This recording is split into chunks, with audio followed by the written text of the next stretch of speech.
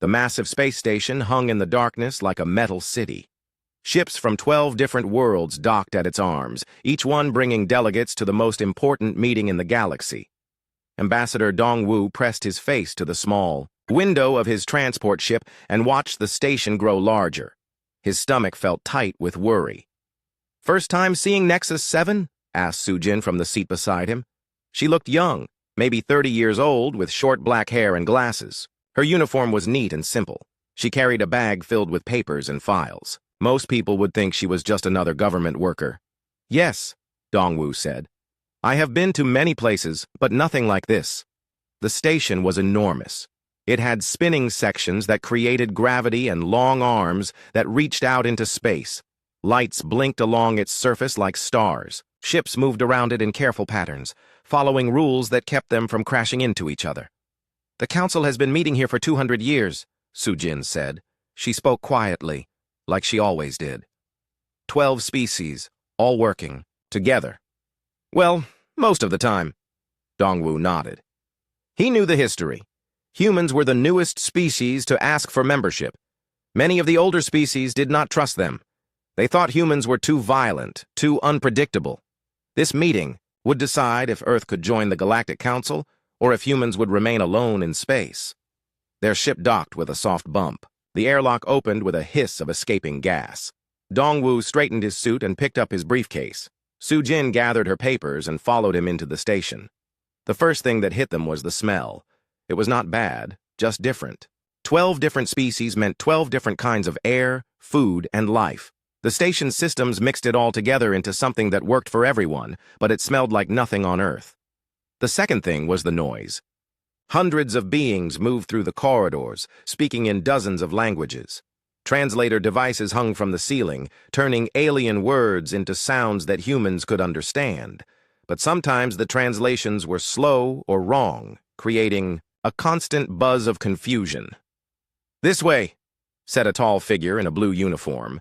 It had scales instead of skin and yellow eyes that moved independently of each other. "I am Station Guide Veltaran. I will take you to your quarters." Dongwu had met reptilian species before, but Veltaran was impressive. He stood over 7 feet tall and moved with smooth grace. His voice came through the translator as calm and professional.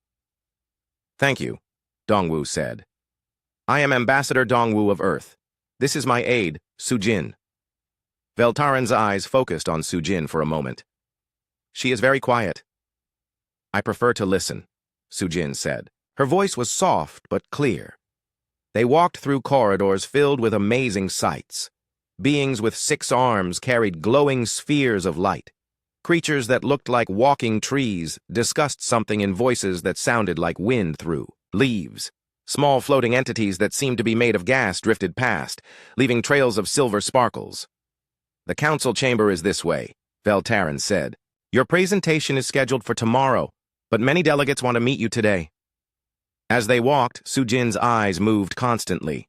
She looked at doorways, security cameras, and the layout of the corridors. She seemed to be memorizing everything. When Dongwu looked at her, she was always focused on her papers, but he had the feeling she was seeing much more than she showed.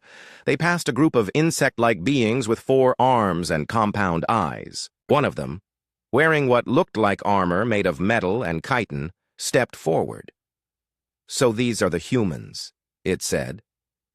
The translator made its voice sound harsh and clicking.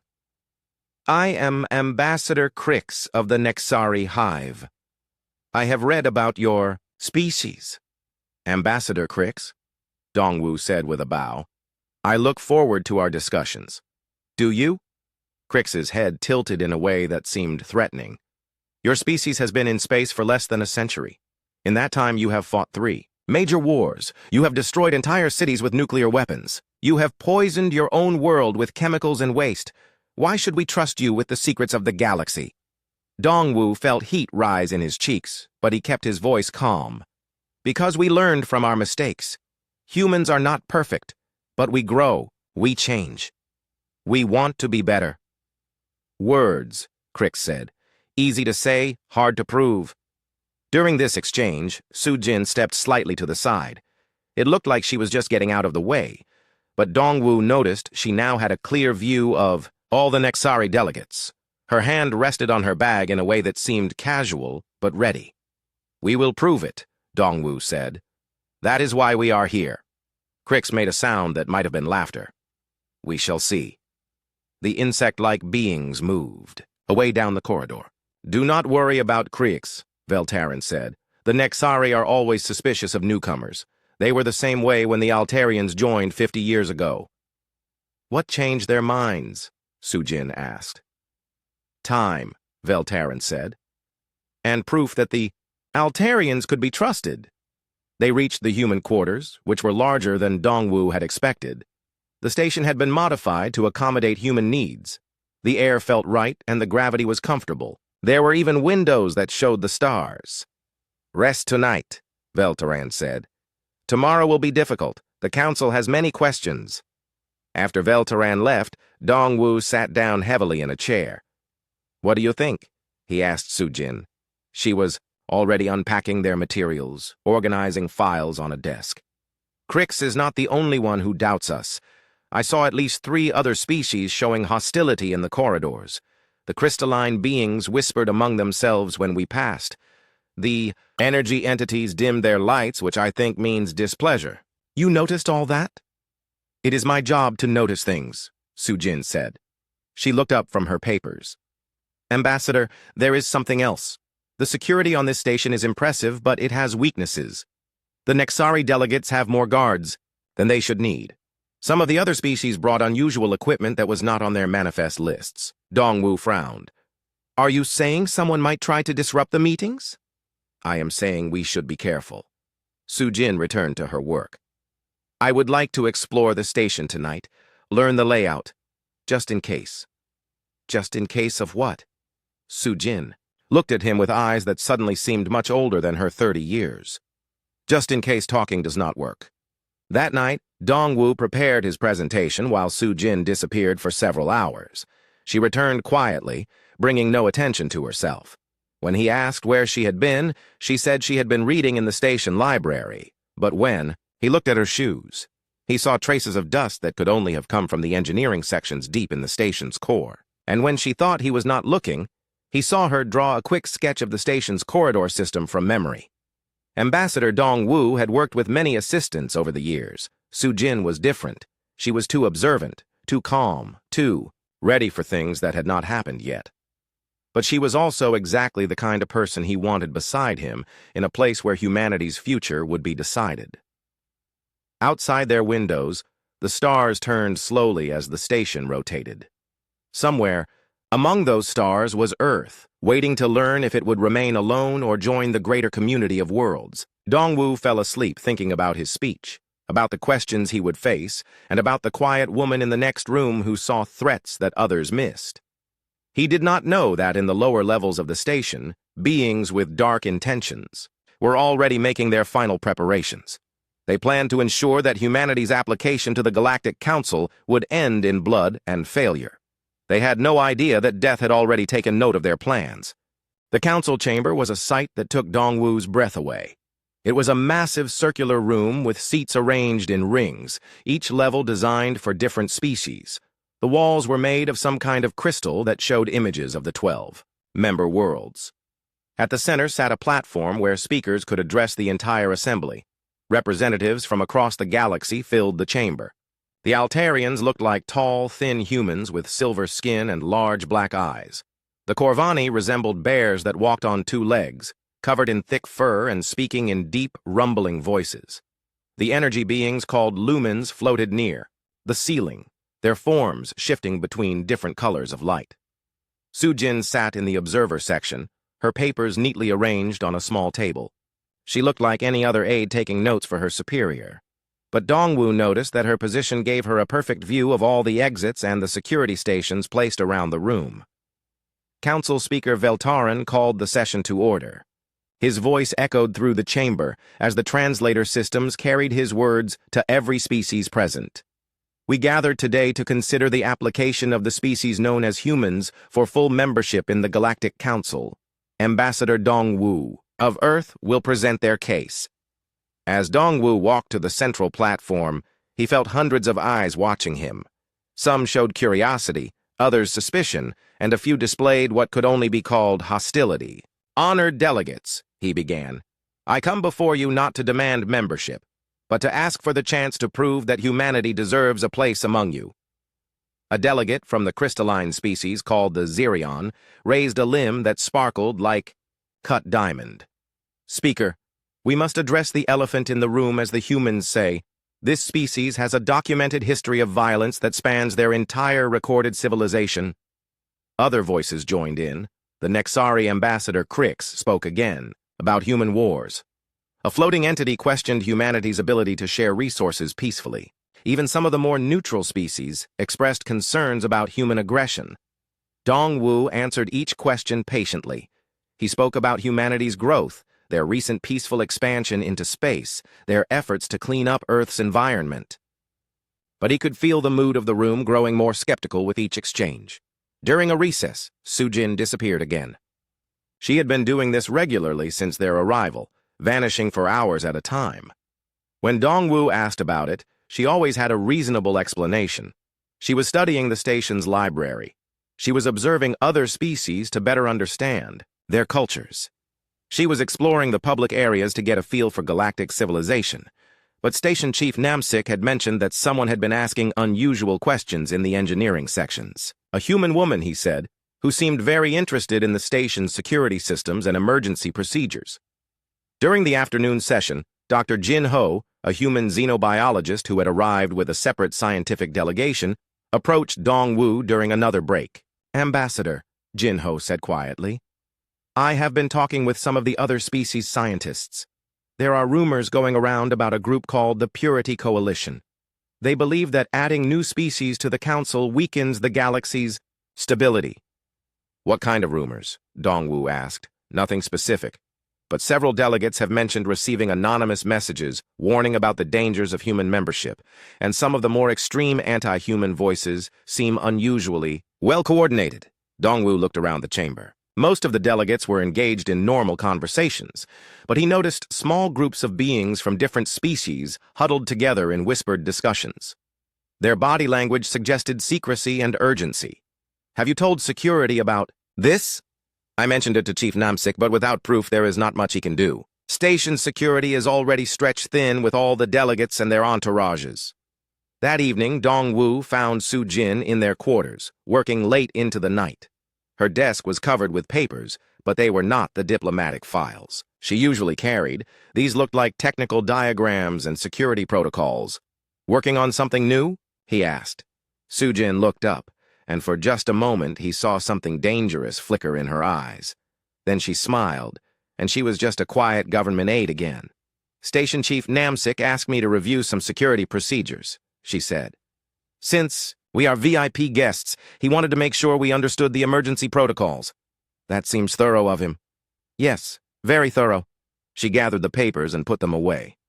"How did the afternoon session go?" Dongwu told her about Dr. Jin Ho's concerns and the rumors about the Purity Coalition. Sujin listened without interruption, but he noticed her hands grow very still. "These messages," she said finally. "Did Dr. Jin Ho say what they contained?" "Warnings about human violence. Predictions that admitting us would lead to galactic war. The usual arguments, but more organized than before." Sujin was quiet for a long moment. "Ambassador, I think we should be prepared for the possibility that not everyone wants these negotiations to succeed." "You mean sabotage?" "I mean, we should not assume that everyone here has peaceful intentions." The next morning brought disturbing news. A maintenance worker in the lower levels had been found unconscious. He claimed he had been attacked by someone in the corridors, but security footage showed nothing. The attacker had somehow avoided all the cameras.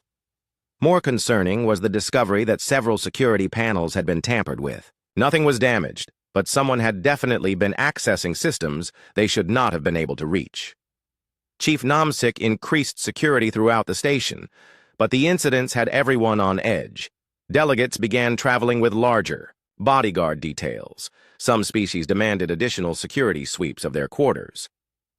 During the morning session, Ambassador Crix made an inflammatory speech about human unpredictability. "Even now, he said. "Humans move through this station like shadows. They access restricted areas. They ask questions about our defenses. How can we trust beings who behave like spies?" Dongwu felt his temper rise, but before he could respond, Su-jin appeared at his side. She had moved from the observer section so quietly that most people had not noticed. "May I address the chamber?" she asked Veltaran. "You are not a delegate?" Crix objected. "No," Su-jin said. "But I am the human who has been exploring this station. If Ambassador Crix has concerns about my activities, perhaps I should explain them." Veltaran considered this. "Very well. You may speak." Su-jin walked to the center platform. She moved differently now, with a confidence and precision that had not been visible before. When she spoke, her voice carried clearly through the chamber without amplification.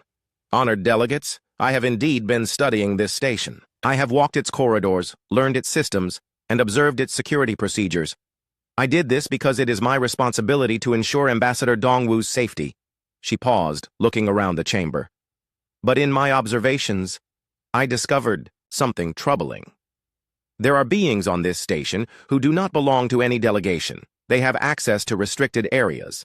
They carry equipment that was not declared upon arrival. And they have been meeting in secret to plan actions that would disrupt these proceedings." A murmur ran through the chamber. Several delegates shifted nervously in their seats. "You make serious accusations," Veltaran said. "Do you have proof?" Su-jin smiled, and suddenly Dongwu understood that his quiet aide was something much more dangerous than she appeared. "I have been gathering proof," she said. "But I believe these individuals will reveal themselves soon enough. They will not wait much longer to act." As if summoned by her words, the lights in the chamber flickered. Emergency alarms began to sound in the distance. Through the crystal walls, they could see explosions blooming like deadly flowers along the station's outer arms. The attack had begun. Delegates began shouting in panic as blast doors slammed shut, sealing the chamber. In the chaos, Dongwu saw Su-jin moving with deadly purpose toward the security stations. Her movements were no longer those of a simple government worker. She was a predator who had been waiting for prey to reveal itself. And somewhere in the station's depths, the beings who had planned this attack were about to learn what it meant to threaten someone under human protection. The explosions came in waves, each one closer than the last. The massive council chamber shook as blast after blast rocked the station. Emergency lights bathed everything in red, and the air filled with the acrid smell of burning metal and electronics. Delegates scrambled for cover as debris rained from the ceiling. The Corvani representatives huddled together, their thick fur bristling with fear. The energy beings called lumens flickered wildly, their forms becoming unstable in their panic. Even the normally composed Altarians showed signs of terror as their large black eyes darted around the sealed chamber. "Remain calm," Council Speaker Veltaran shouted over the noise. "Emergency protocols are in effect. Security teams are responding to the threat." But his words brought little comfort. The blast doors that had sealed them in also meant they were trapped, and the explosions were getting stronger, suggesting that whoever was attacking had brought serious firepower. Dongwu looked around for Su-jin and saw her crouched near one of the security stations. Her fingers moved quickly over the controls, and she was speaking rapidly into a communication device. But her words were too quiet to hear over the chaos. A new sound joined the explosions, the sharp crack of energy weapons firing in the corridors outside. Screams echoed through the station's communication system as crew members and delegates found themselves under attack. Then the main doors to the chamber burst open.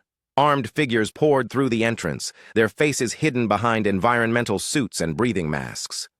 They carried weapons that hummed with deadly energy and moved with military precision. In seconds, they had taken control of all the exits and established firing positions around the chamber. "Nobody move!" The voice came from the largest of the attackers, a crystalline being whose body sparkled with inner light. "Any attempt to resist will result in immediate termination." More attackers entered, representing different species but all wearing the same style of combat gear. Dongwu recognized some of them as delegates who had been present during the sessions. Others were beings he had seen in the corridors but had assumed were part of the station's normal population. The crystalline leader stepped forward, removing his breathing mask to reveal features that seemed carved from living diamond. I am Thexran of the Zerion Concordat. We represent the Purity Coalition, defenders of galactic stability and order. This is an outrage, Veltaran hissed, his scales bristling with anger. You cannot. One of the attackers fired a warning shot that scorched the wall inches from Veltaran's head. The council speaker fell silent. We can and we will, Thexran said. For too long, this council has grown weak and unfocused. You add new species without consideration for the consequences. You dilute the strength of the galaxy with creatures who bring nothing but chaos and violence. His faceted eyes focused on Dongwu. The humans are the worst example. A species barely out of its technological infancy, still fighting wars among themselves, still poisoning their own world. And yet you consider them for membership? The council voted, began an Altarian delegate. The council voted incorrectly, Thexran interrupted. And so we will correct that error, beginning with the elimination of the human delegation. Dongwu felt his mouth go dry, but he forced himself to stand. If you want to make a statement about human violence, killing unarmed diplomats seems like a poor way to prove your point. Thexran's laugh sounded like crystal chimes in a windstorm. How noble! How typical of your species to try to negotiate even when facing death. He gestured to his soldiers. Secure the human ambassador. We will make his execution the centerpiece of our demonstration. As the attackers moved toward Dongwu, he looked around the chamber for Su Jin. She had been near the security station just moments ago, but now she was nowhere to be seen. In all the chaos, she had simply vanished. Two soldiers grabbed Dongwu's arms and forced him to his knees in the center of the chamber. Thexran walked over, drawing a curved blade that seemed to be made from the same crystalline material as his body. Let the galaxy see what happens to those who would corrupt our sacred unity, he said, raising the weapon. Wait. The voice came from the chamber's upper levels, where the communication systems were located. Everyone looked up to see a figure standing on a maintenance platform that should have been empty. It was Su Jin. But she was no longer the quiet aide who had sat in the observer section. She stood with perfect balance on the narrow platform, and in her hands was a weapon that definitely had not been part of her diplomatic supplies. You missed one, she said, her voice carrying clearly through the chamber without amplification. Thexran's eyes narrowed. The human servant. How did you— I suggest you let Ambassador Dongwu go, Su Jin continued, as if Thexran had not spoken. And I suggest you surrender your weapons and submit to station security. The attackers laughed. One of them, an insectoid creature similar to Ambassador Crix, raised his energy rifle towards Su Jin. You are outnumbered 20-1, little human. What can you possibly— The insectoid's words ended in a gurgle as something struck him in the throat. It happened so fast that most of the witnesses were not sure what they had seen. One moment, Su Jin was standing empty-handed on the platform. The next, the attacker was falling, and a small throwing blade was embedded in his neck. 19-1, Su Jin said calmly. The chamber erupted in confused shouting as the attackers tried to locate their target, but Su Jin was no longer on the platform. She had somehow moved during the brief moment when everyone's attention was focused on the falling soldier. Find her! Thexran screamed. Kill her! Energy bolts lanced through the air, but they hit nothing. Su Jin had become a ghost, moving through the chamber in ways that seemed impossible. Delegates pressed themselves against the walls as the firefight raged around them. Another attacker cried out as something struck him from behind. Then another. The coalition soldiers began firing wildly, no longer sure where their enemy was or where she might strike next. This is impossible, one of them shouted. She's just one person. She's not just one person, Dongwu said quietly, understanding finally dawning. She's what she was trained to be. Through the chaos, he caught glimpses of Su Jin in action. She moved like water, flowing around obstacles and attacks with fluid grace. Her weapon appeared and disappeared in her hands as if summoned by will alone. When she struck, it was with surgical precision that dropped enemies without endangering the delegates cowering nearby. What is she? Thexran demanded, his crystalline features reflecting the emergency lighting in broken rainbows. She's human, Dongwu said. She's what we become when someone threatens those we protect. More explosions rocked the station, suggesting that the attack was larger than just the assault on the council chamber. But inside the chamber, the balance of power was shifting rapidly. The coalition soldiers who had seemed so confident moments before were now fighting for their lives against an enemy they could not pin down or predict. Sujin appeared beside one of the attackers long enough to disable his weapon and leave him unconscious on the floor. Then she was gone again. Before his companions could react, it was like watching a master artist at work, each movement precise and purposeful. "Enough!" Thexran roared. He grabbed Ambassador Veltaran and pressed his crystalline blade to the council speaker's throat. "Show yourself, human, or I will. Begin killing delegates one by one." The chamber fell silent except for the distant sounds of battle elsewhere on the station. For a moment it seemed that Sujin had vanished entirely. Then she stepped out from behind a support pillar, her hands empty and raised. "You have my attention. Drop your weapons and surrender or the reptile dies." Sujin tilted her head slightly, studying Thexran with the calm focus of a predator evaluating prey. "You're making a mistake." "I am making a statement." "No," Sujin said, and her voice carried a note of finality that made even the most hardened attackers step back. "You're about to learn why humans have a reputation for violence." In the distance, more explosions echoed through the station, but in the council chamber, the only sound was the quiet hum of energy weapons and the ragged breathing of beings who were beginning to understand that they had awakened something far more dangerous than they had anticipated. The quiet aide was gone. In her place stood a warrior who had been forged in the fires of humanity's darkest conflicts and tempered by the discipline of its finest soldiers, and she was just getting started. The standoff in the council chamber lasted only minutes, but throughout the rest of Nexus 7, something impossible was happening. Coalition forces that had swept through the station with military precision were beginning to die. It started in the engineering sections, where a three-man team had been sent to disable the station's power grid. They found the access panels exactly where their intelligence had indicated, and the security locks were as weak as their inside information had suggested. Everything was going according to plan. Then Jorix, the team's explosives expert, simply vanished. His two companions searched for him frantically, calling his name through their communication devices. They found his equipment scattered across the floor near the main power coupling, but no sign of struggle. No blood, no body. Just empty air where a trained soldier had been standing moments before. "Control, this is Engineering Team Alpha," the team leader whispered into his communicator. "We have a situation. Jorix is missing." Static crackled back at him.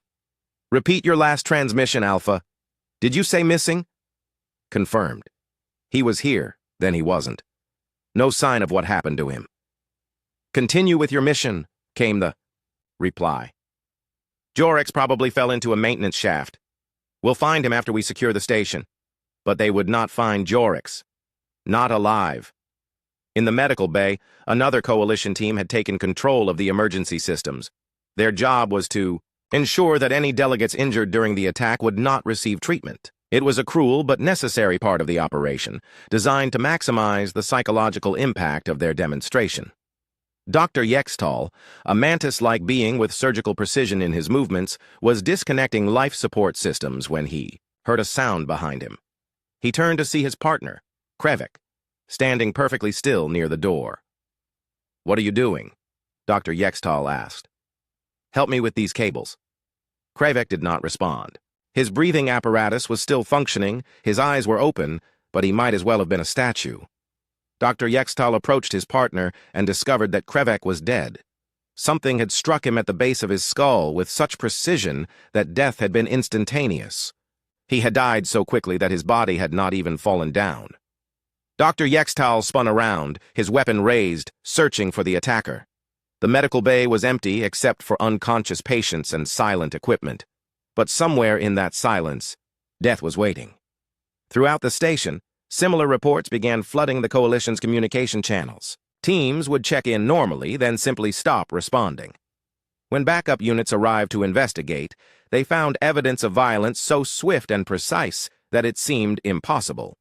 In the command center, Thexran's second-in-command, a heavily armored being called Morvac, coordinated the station-wide operation. Banks of monitors showed him the status of teams throughout Nexus 7, and what he saw made his blood run cold. Red indicators were appearing across the display. Team after team was going dark, not all at once, which might suggest system failure, but one by one in a pattern that spoke of deliberate hunting. "Sir," one of his technicians called out, "we're losing contact with multiple units. Engineering Team Beta, Medical Team Gamma, Security Team Prime. All have gone silent in the last 10 minutes. Morvac studied the tactical display. The missing teams formed a rough circle around the council chamber, as if something was working its way inward from the station's periphery. "Send reinforcements to the affected areas," he ordered, "and activate all security cameras. I want to see what's happening out there." The security footage was worse than useless. Cameras showed empty corridors where teams should have been. Equipment abandoned in mid-operation. Weapons dropped as if their owners had simply decided to walk away. But no attackers, no fights, no explanations. Just the gradual, systematic elimination of coalition forces by an enemy that left no trace of its presence. "This is impossible," the technician said, his voice shaking.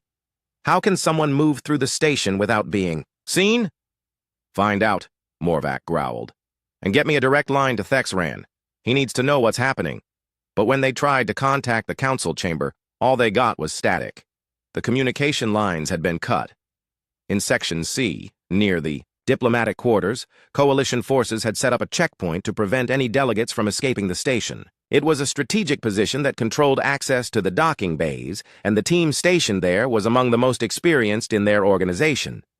Squad leader Vrex was a veteran of a dozen conflicts, a being whose crystalline hide showed the scars of many battles. He had positioned his soldiers with overlapping fields of fire and multiple escape routes. No enemy could approach their position without being detected and eliminated.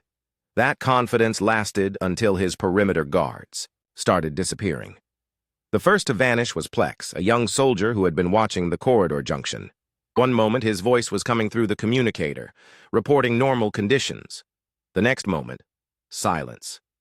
Vrex sent 2 soldiers to investigate. They found Plex's weapon lying on the floor, still warm from his grip. His body was nowhere. "To be seen! Spread out!" Vrex ordered. "Something is hunting us. Stay in pairs and watch each other's backs." It did not help.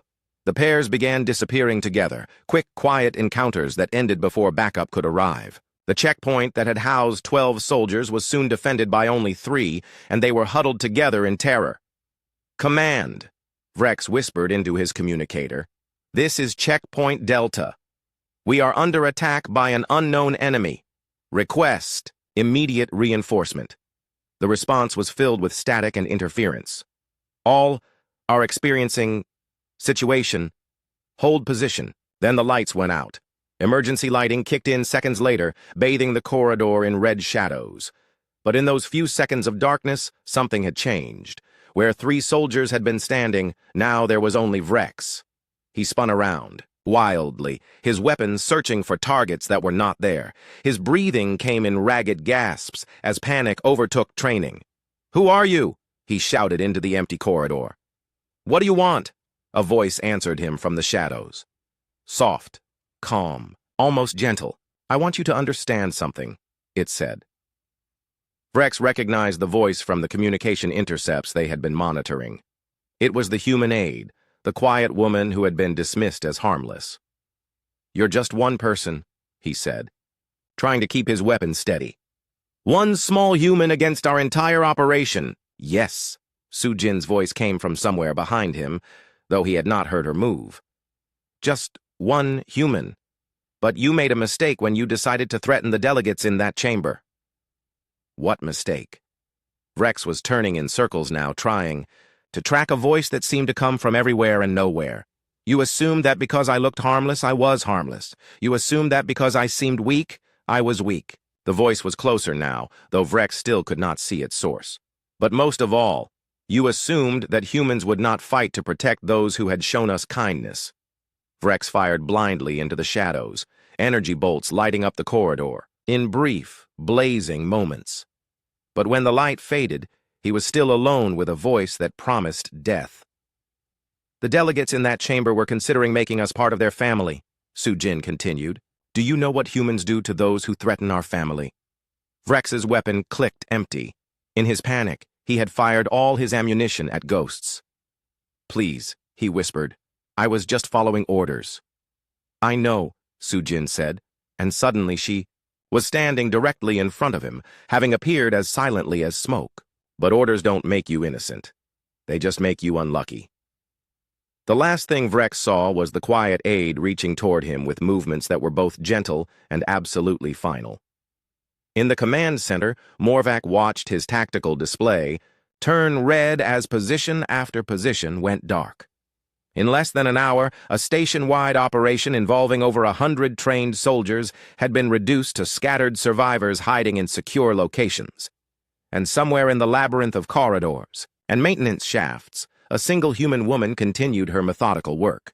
She moved like death itself, silent and inevitable, systematically dismantling an invasion force that had thought itself unstoppable. The Coalition had planned to teach the galaxy about human violence. Instead, they were learning about human protection, and the price that came with threatening those humanity had chosen to defend. In the Coalition Command Center, panic had replaced confidence. Morvac stared at the tactical display where red warning lights blinked like dying stars. Over 60% of their forces had gone silent, and the remaining units were reporting impossible encounters with an enemy that could not exist. Sir, one of his remaining technicians said, his voice cracking with fear, Security Team 7 just went dark. That's the third unit in the past 15 minutes. How? Morvac slammed his fist against the console. How is one human doing this? She's not a ghost. She's not invisible. She has to be somewhere. But the security cameras showed only empty corridors and abandoned equipment. Bodies were found, but they appeared to have died from injuries so precise that death had been instantaneous. No struggles, no defensive wounds, just surgical strikes that eliminated targets without giving them time to call for help. Maybe she's not alone, suggested another technician. Maybe the humans brought a hidden military unit. No, said a voice from the back of the command center. She's alone.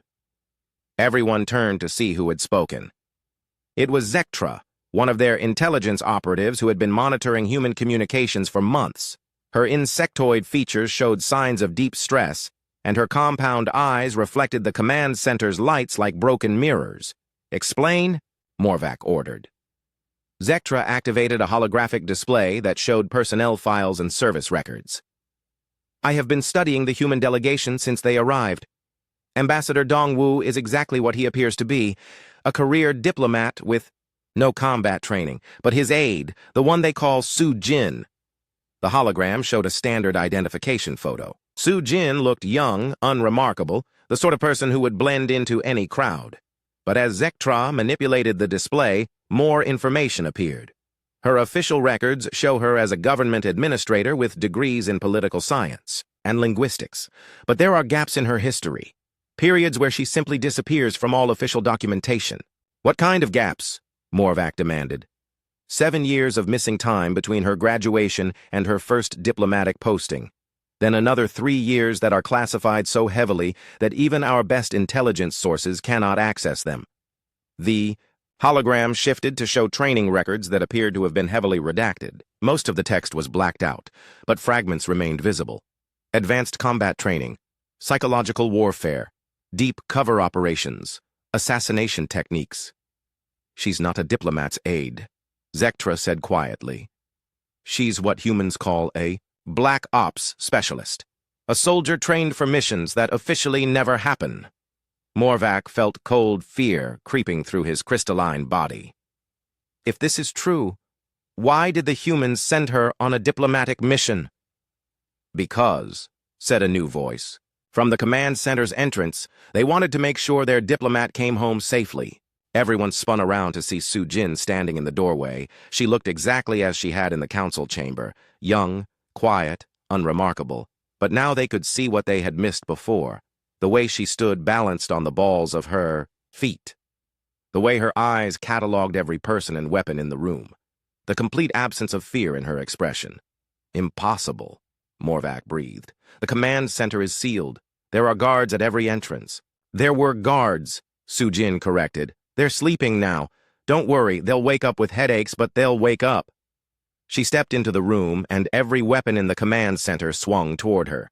But none of the coalition soldiers fired. Something in her demeanor warned them that attacking might be the last thing they ever did.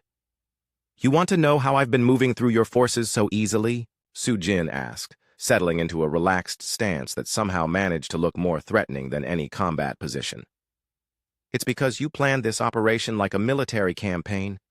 You deployed soldiers, established positions, created a command structure." She gestured around the room. "But I'm not fighting a war. I'm hunting. And humans are very, very good at hunting."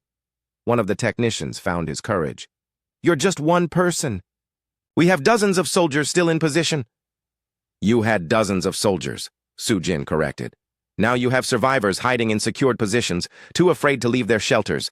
Your operation is effectively over." "We still control the council chamber," Morvac said, trying to project more confidence than he felt. "Thexaron has the delegates. He can execute them all if you don't surrender." Sujin's expression did not change, but something cold flickered in her eyes. "That would be unfortunate. For him. You cannot reach the council chamber without going through our remaining forces. We have teams positioned at every access point. I know. I've been watching them." She activated a device on her wrist, and the command center's displays shifted to show security camera feeds from throughout the station. But these were not the same feeds Morvac had been monitoring. These showed coalition positions that he had thought were hidden.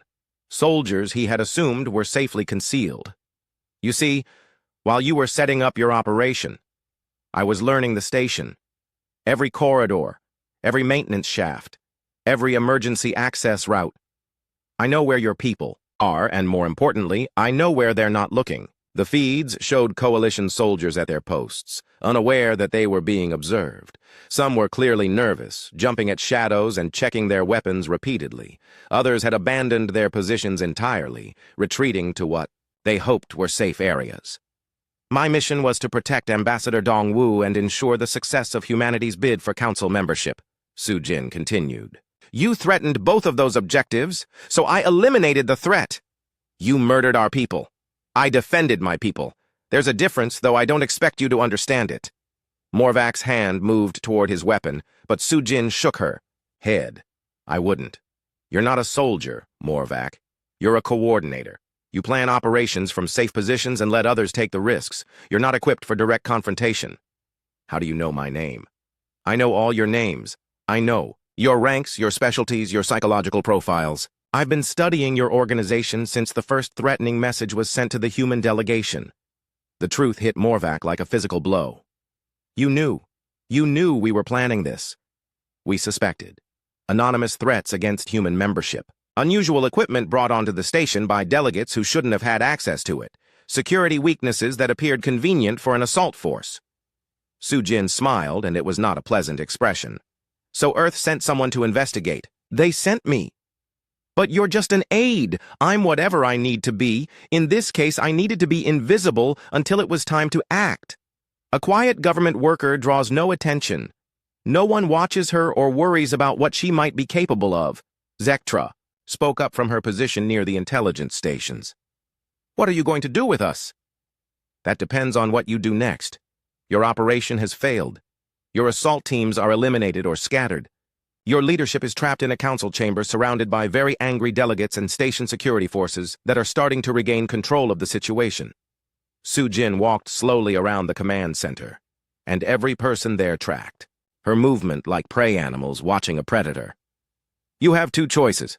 You can surrender, submit to station security, and face judgment through proper legal channels. Or you can continue to resist, in which case I will continue to do what I've been doing." "And what have you been doing?" Morvac asked, though he was not sure he wanted to hear the answer. "Protecting my family," Sujin said simply. The delegates, in that chamber, were considering making humanity part of the galactic community. That makes them family. And humans will do absolutely anything to protect their family. She stopped in front of the main display, where Thexron's face appeared. On a communication channel from the council chamber, the coalition leader looked desperate, his crystalline features reflecting stress and growing panic. "Choose quickly. Sujin said to the command center.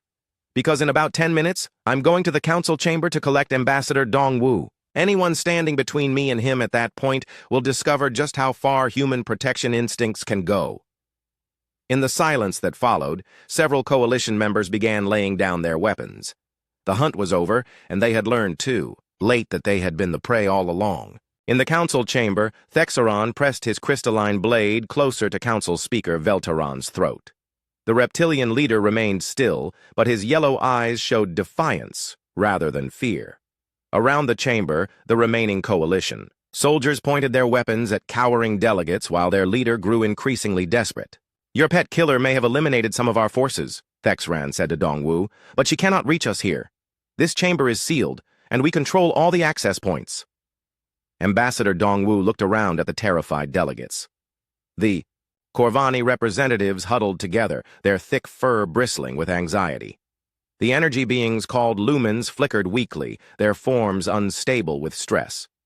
Even the normally composed Altarians pressed themselves against the walls, their large black eyes wide with fear. "Release the delegates," Dongwu said calmly. "Your fight is with humanity, not with them." "My fight is with the corruption of galactic purity," Thexeran snarled. "These weak-minded fools would dilute our strength by accepting every primitive species that stumbles into space. You humans are just the latest example of their poor judgment. So you decided to prove your point through violence and terrorism? I decided to save the galaxy from a mistake that would cost millions of lives in the future." Dongwu shook his head. "You're afraid. You see humanity's potential, and it terrifies you, because you know we represent change, progress, evolution beyond the static system you've grown comfortable with." Before Thexran could respond, the chamber's communication system crackled to life. Static filled the air, then cleared to reveal Sujin's voice, calm and professional. "Thexran of the Zerion Concordat, this is your final warning. The Coalition." Leader looked around wildly, trying to locate the source of the transmission. "Show yourself, human! Your operation has failed. Your forces have surrendered or been eliminated. Your command structure has collapsed. You are now alone with a room full of hostages and no way to escape. I still have the delegates. I can kill them all before you reach me." There was a pause. Then Sujin's voice continued with a tone that made even the hardened Coalition soldiers step back nervously. "If you harm any of the beings in that chamber, I will ensure that your death takes a very long time." Empty threats. "I don't make threats, Thexeran. I make promises. And I promise you this. If any delegate dies because of your actions, you will learn exactly why humanity has developed a reputation for creative vengeance." The main doors to the chamber began to glow with heat. Something was cutting through the reinforced metal from the outside, creating a perfect circle that would soon become an entrance. "Impossible," one of the Coalition soldiers whispered. "Those doors are battle-grade armor. Nothing short of military cutting equipment could penetrate them." "She's not military," Dongwu said quietly. "She's something much more dangerous. She's a human protecting her family." The glowing circle completed itself, and the cut section of door fell inward with a resounding crash. But instead of Sujin appearing in the opening, a small device rolled through the gap and came to rest in the center of the chamber. It began to emit a high-pitched whine. "Sonic disruptor!" one of the Coalition soldiers shouted. "Everyone cover your ears!" But the device was not designed to harm. Instead, it projected a holographic image that filled the chamber with three-dimensional light. The image showed the station's command center, where Coalition members were laying down their weapons and surrendering to station security forces. "As you can see," Sujin's voice said over the projection, "your support structure has collapsed. Your soldiers have been given a choice between surrender and elimination. Most chose surrender." The hologram shifted to show corridor after corridor where Coalition equipment lay abandoned. Bodies were visible too, but they were clearly unconscious rather than dead. Sujin had been precise in her application of force, using exactly the amount of violence necessary to neutralize threats without unnecessary killing. "You have the same choice," her voice continued. "Surrender now, and you will be turned over to the proper authorities for trial. Continue to resist, and I will treat you as an active threat to the beings under my protection." Thexran's crystalline features reflected the holographic light in prismatic patterns. You expect me to believe you eliminated my entire force without killing anyone? I eliminated your force by making it clear that continued resistance would result in death. Most of your soldiers were intelligent enough to choose life. The question is whether you are equally intelligent. I am fighting for the purity of galactic civilization. You are fighting for fear and prejudice. There's a difference. The hologram shifted again, this time showing scenes from throughout the galaxy. Worlds where different species work together. Space stations where beings from dozens of different cultures collaborated on scientific research. Ships with mixed crews exploring the unknown regions of space. This is what you're trying to destroy, Sujin said. Not human membership in the Council, but the idea that different species can grow stronger by working together. You want the galaxy to remain static, divided, afraid of change. Change brings chaos. Change brings evolution, growth, the possibility of becoming something better than what we were. Council Speaker Veltaran spoke up despite the blade at his throat. You speak of purity, Thexaron, but what you really want is control. You cannot tolerate the idea that other species might have something valuable to contribute. The Zerion. Concordat has led this galaxy for... The Zerion Concordat has been one voice among many for over a century, Veltaran interrupted. Your species contributed to the Council's strength, but so did 11 others, and now 12 others. Dong Wu saw understanding dawn in some of the delegates' eyes. This attack was not really about humanity at all. It was about a faction that feared losing influence in a changing galaxy. You're not afraid of human violence, Dong Wu said to Thexaron. You're afraid of human innovation, our adaptability, our tendency to find new solutions to old problems. Exactly. Sujin's voice. Agreed. Humans represent change, and change threatens those who benefit from the status quo. The coalition soldiers were looking increasingly nervous. Their weapons wavered as they realized they were fighting for an ideology rather than a practical goal. Some began to lower their guns. Hold your positions, Thexran commanded. We can still salvage this operation. With what forces? Sujin asked. Your command center has surrendered. Your assault teams are neutralized. You have perhaps a dozen soldiers left in the entire station, and they're beginning to realize that they've been used. Indeed, several of the coalition soldiers were backing toward the walls, distancing themselves from their leader. The insectoid soldier who looked like Ambassador Crix dropped his weapon entirely. This is not what I signed up for, he said. I thought we were preventing galactic war, not starting one. You were lied to, Sujin said simply. Just as the galaxy was lied to about human intentions, Thexaron wanted to create a crisis that would justify maintaining the old order. He used your legitimate concerns about galactic stability to further his own agenda. More weapons clattered to the floor as coalition soldiers abandoned their positions.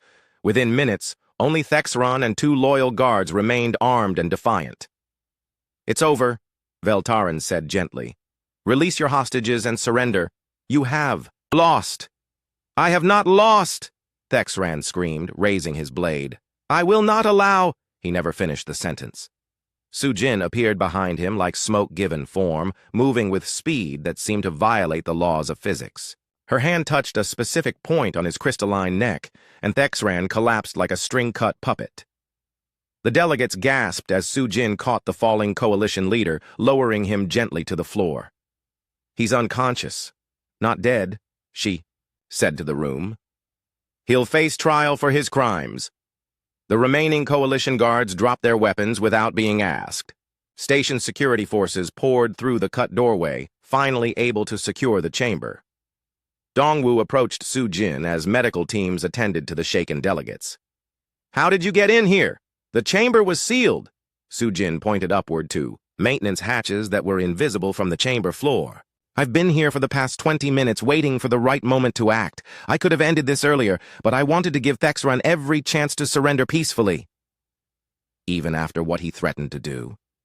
Especially because of what he threatened to do. Humans are capable of great violence, Ambassador, but we prefer great mercy. It's what makes us worthy of membership in a community like this. Council Speaker Veltaran approached them, rubbing his throat where Thexran's blade had pressed. I owe you my life, Sujin of Earth. We all do. You owe me nothing, she replied, resuming her quiet, professional demeanor. I was simply doing my job. Your job was to protect the ambassador. My job was to ensure the success of humanity's diplomatic mission. That included protecting everyone in this chamber, because you were considering making us part of your family. Looked around at the delegates who were slowly recovering from their ordeal. And humans will do anything to protect family. 3 days later, the Galactic Council held its formal vote on human membership. It passed unanimously, with even former opponents speaking in favor of admission. The crisis had revealed not just humanity's,